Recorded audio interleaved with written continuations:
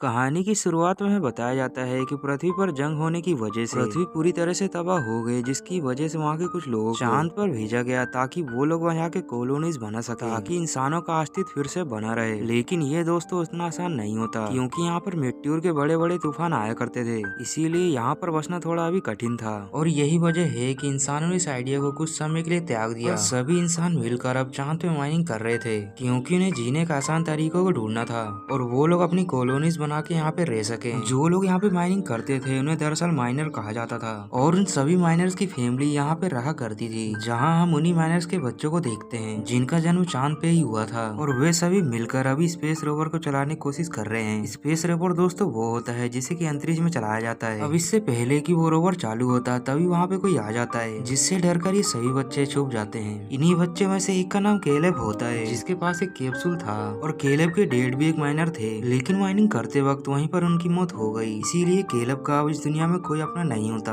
और जल्द ही उसे ओमेगा पर भेजा जाएगा, जहाँ पर रहने वाली फैमिली उसे गोद लेगी, जहाँ पर उसके लिए एक बेहतर जीवन होगा, खुशहाली से भरा हुआ। इसी के साथ हमें बताया जाता है कि ओमेगा ग्रह पे जाने के लिए 75 साल का समय लगता है, तो इसीलिए केलेब को वहाँ भेजने से पहले स्लीपिंग चेम्बर में सुलाया जाएगा, जिसमें सोने के बाद केलेब अगले 75 साल तक नहीं उठेगा और ना ही उसकी उम्र बढ़ेगी। मतलब वो अभी जैसा है वैसा ही रहेगा। और इस बारे में केलेब अच्छे से जानता था, लेकिन वो यहाँ जाने से खुश नहीं था, क्योंकि वो अपने दोस्तों के बिना नहीं रह सकता था, और उसके हिसाब से यही उसकी दुनिया है। अब अगले दिन हम देखते हैं कि एक लेडीज उसे बताती है कि कल यहाँ पे मेट्योर का तूफान आएगा, जिसके बाद तुम्हें ओमेगा के लिए जाना होगा। जो सुनकर केलेब को अपने डेट की याद आने लगती है कि किस तरह वो ऊंचाई पे जाके यहाँ के बेस पे बैठा करता था, और वो दोनों ढेर सारी बातें किया करते थे, जिसमें उसके डेड अक्सर उसे कहा करते थे कि चांद के एक दूसरे वाले हिस्से में एक बहुत ही बड़ा मेट्योर आके टकरा गया, जिसकी वजह से वहाँ पे एक बहुत ही बड़ा गड्ढा हो गया, तो एक दिन तुम उसे जरूर जाके देखना। और चांद के उस हिस्से में जाना बिल्कुल ही मना था, और केलेब के पास जो कैप्सूल होता है वो उसे गार्ड ने दिया था उसके डेट की राख में से। अब केलेब अपने बारे में ये सब कुछ बैठे बैठे सोच रहा ही होता है कि तभी उसके पास उसके 3 दोस्त आते हैं, जो कि उसके जाने से बहुत ही ज्यादा दुखी होते हैं। इन्हीं में से एक बंदे का नाम डिलन होता है, जिसे केलेब के डेट की आखिरी इच्छा पता थी, जो कि वही होता है कि चांद का वही दूसरा हिस्सा जहाँ पे एक बहुत ही बड़ा गड्ढा बना हुआ है।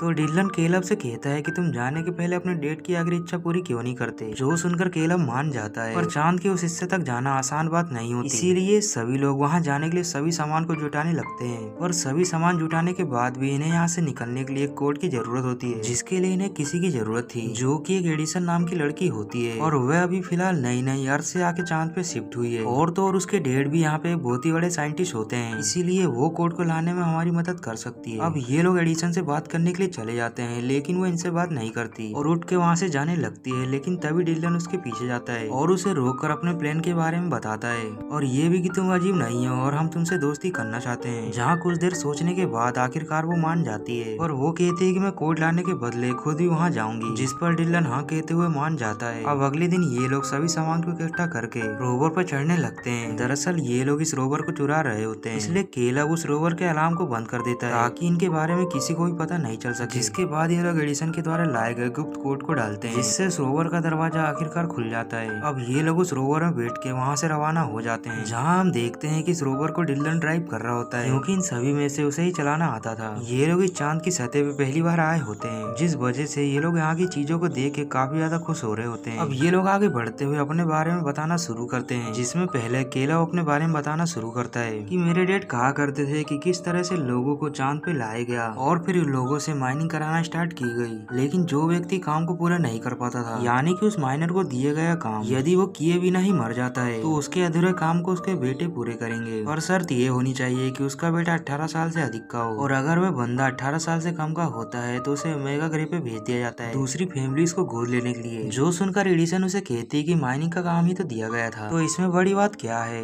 दोस्तों एडिसन एक बड़े साइंटिस्ट की बेटी होती है, इसीलिए उसे यहाँ की असल सच्चाई के बारे में नहीं पता होता, पर डिलन उसे अब पूरी बात बताता है कि यदि कोई बंदा अचानक ही मर जाता है तो उसकी फैमिली को माइनिंग के काम को कैसे भी करके पूरा करना ही होता है। जो सुनकर एडिसन थोड़ा हैरान होती है। अब ये लोग देखते हैं कि इन्हें आगे के सफर को तय करने के लिए पैदल ही जाना होगा, इसीलिए ये लोग अपने स्पेस सूट पहन लेते हैं, जिसमें एडिसन का सूट थोड़ा अलग होता है। अब ये लोग रोवर से निकलकर बाहर जाने लगते हैं, और बाहर ग्रेविटेशनल फोर्स ना होने की वजह से ये लोग हवा में उछलने लगते हैं। तभी एडिसन का ध्यान पृथ्वी की ओर जाता है, जिसे देखकर वो थोड़ा इमोशनल हो जाती है, क्योंकि उसने अपने जीवन के कुछ साल पृथ्वी पर ही बिताए थे। अब एडिसन होश में आती है तो देखते ही उसके दोस्त हवा में उड़ रहे होते हैं, और ये सब कुछ उनके सूट में लगे गैस सिलेंडर की मदद से से हो रहा था और उन लोगों ने अपने आप को एक रस्सी के द्वारा रोवर में बांधा हुआ था ताकि वो लोग दूर तक ना जा सके। ये देखकर एडिसन उसे समझाती है कि ऐसा मत करो, इससे हमें खतरा हो सकता है, लेकिन कोई भी उसकी बात को नहीं मानता। और इसके बाद इन्हीं का एक साथी हवा में जाने लगता है, लेकिन थोड़ी ऊपर जाने पर उसकी रस्सी अचानक से टूट जाती है और वह हवा में इधर उधर जोर जोर से तैरने लगता है। लेकिन जब ये सीन उसके दोस्त देखते हैं तो जल्दी से जाके उसे वो बचाते हैं, जिसमें ढेर सारे टाइम के साथ साथ उनका सिलेंडर की गैस भी खत्म हो जाती है। लेकिन फाइनली वो लोग अपने दोस्त को बचा लेते हैं, लेकिन अब उनके पास बहुत ही कम गैस बची होती है और ये गैस इतनी कम होती है कि वो लोग उस गड्ढे तक नहीं जा सकते। इसीलिए ये लोग यहाँ से वापस जाने का फैसला लेते हैं। और तभी इनमें से इनका एक दोस्त कहता है कि मेरे एक दोस्त ने बताया था कि यहीं आसपास एक आउटपोस्ट है जहाँ जाकर हम सिलेंडर की व्यवस्था कर सकते हैं। लेकिन तभी इनका एक साथी कहता है कि वहाँ पर भूत रहते हैं और इस बात पर डिल्लन इस बंदे का मजाक उड़ा देता है, जिस वजह से दोनों के बीच हाथापाई शुरू हो जाती है। लेकिन जब ये केलब देखता है तो उसे बहुत ही ज्यादा गुस्सा आता है और वो इन दोनों की फाइट को अलग करता है और कहता है कि जितना समय है हमारे पास उतने में हमें एंजॉय करना चाहिए। अब उसकी बात को सुनकर वो दोनों सुलह कर लेते हैं, जिसके थोड़ी देर के बाद ये लोग उस जगह पर पहुंच जाते हैं जिसकी ये लोग बात कर रहे थे। जहाँ जाकर ये लोग देखते हैं कि वहाँ पे घना अंधेरा होता है और तो और वहाँ पे इंसानों की परछाई भी दिखाई दे रही थी। लेकिन थोड़ी आगे बढ़ने पर इन्हें पता चलता है कि ये तो इंसानों के द्वारा बनाए गए पुतले हैं और यहाँ पर घर का एक ऐसा मॉडल होता है जो कि इंसानों के ही द्वारा चांद पे बसने के लिए बनाया गया था। अब इन लोगों को वहाँ पे थोड़ा खाना मिलता है जिसे ये लोग खा लेते हैं, जिसके बाद ये सभी लोग मिलकर डिसाइड करते हैं कि ये लोग आज की रात यहीं पे बिताएंगे। जहाँ सभी लोग बातें कर रहे होते हैं कि तभी डिल्लन कहता है कि मेरे डैड मुझे बचपन में ही छोड़ के चले गए। तभी एडिसन भी अपने बारे में बताने लगती है कि मेरे मॉम डैड के डाइवोर्स के बाद मेरी मॉम मेरे भाई को लेके ओमेगा ग्रह पे चली गई और फिर बचे हम दोनों, लेकिन मेरे डैड हमेशा ही बिजी रहते हैं। अब थोड़ी देर के बाद डिल्लन और उसके साथी सो जाते हैं, लेकिन केलब और एडिसन अभी भी जग रहे होते हैं। जहाँ केलब बताता है कि मेरे डैड के जाने के बाद डिल्लन ने ही मुझे संभाला और वो ही मेरा बेस्ट फ्रेंड है। इसीलिए वो एडिसन से वादा लेता है कि उसके जाने के बाद वो उसका ख्याल रखे, क्योंकि डिल्लन कभी इस दुनिया में उसके अलावा कोई भी नहीं होता। अब ये सुनकर एडिसन उससे वादा करती है, जिसके बाद सुबह होते ही ये लोग फिर से उसी ओर निकल जाते हैं। लेकिन ये लोग तभी देखते हैं कि इनकी रोवर की बैटरी अब खत्म हो चुकी है और ऑक्सीजन भी इतना ही होता है कि वो लोग क्रेटर तक पहुंच सकते हैं,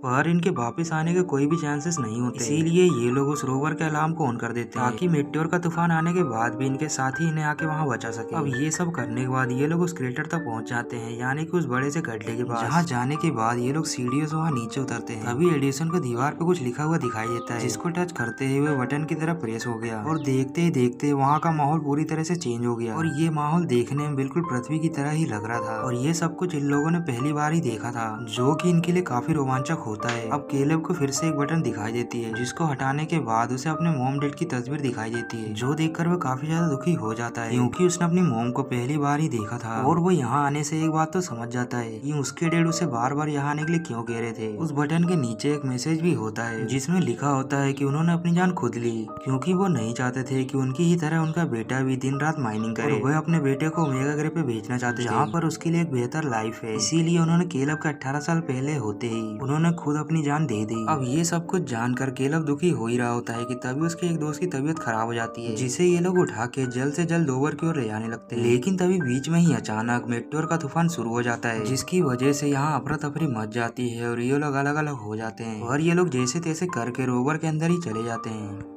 लेकिन अब एडिसन का हेलमेट टूट चुका था और मेट्योर के गिरने की वजह से डिल्लन को भी चोट लगी थी और तो और ना ही इनके पास रोवर में बैटरी थी और ना ही गेज, जिससे ये लोग दोबारा अपने स्टेशन तक वापस जा सके। और इनके अब 3 साथी भी पूरी तरह से घायल होते हैं, जो देखकर ये लोग समझ जाते हैं कि ये लोग थोड़ी देर में मर जाएंगे। इसीलिए ये लोग रोवर में बैठ के अपनी मौत का इंतजार करने लगते हैं और ये लोग एक एक करके बेहोश हो जाते हैं। जिसके बाद हमें कुछ सालों बाद का समय दिखाया जाता है, जहाँ केलब सोकर उठता है तो वह अपने आप को ओमेगा ग्रह पे पाता है, जहाँ की खूबसूरती और वातावरण को देख कर वो काफी ज्यादा हैरान होता है। लेकिन अभी तो फिलहाल उसे ये जानना है कि वो यहाँ कैसे पहुंचा और तो उसे बचाया कैसे गया। तभी उसके पास एक नर्स आती है, जो कि एक वॉइस रिकॉर्डर देती है, जिसमें उसके सभी दोस्तों के मैसेज रिकॉर्ड होते हैं। और उस दिन हमारी टीम वालों ने ही हमें बचा लिया था उस अलार्म को ऑन करने की वजह से। केलब अपने दोस्तों की आवाज को सुनकर बहुत ही ज्यादा खुश होता है, जहाँ उसे पता चलता है कि उन लोगों ने अपनी पूरी जिंदगी बिता ली है, मतलब अपने जीवन के पूरे 75 साल। और केलब अभी वैसा की वैसा है, क्योंकि इसे स्लीपिंग चेम्बर में रख के यहाँ पे लाया गया। अब केलब को एक फैमिली अडॉप्ट कर लेती है, जिनके साथ वो खुशी खुशी जीवन यहाँ का जीने लगता है। और इस कहानी का यहीं पर दी एंड हो जाता है। आई होप कि दोस्तों आपको ये कहानी पसंद आई होगी।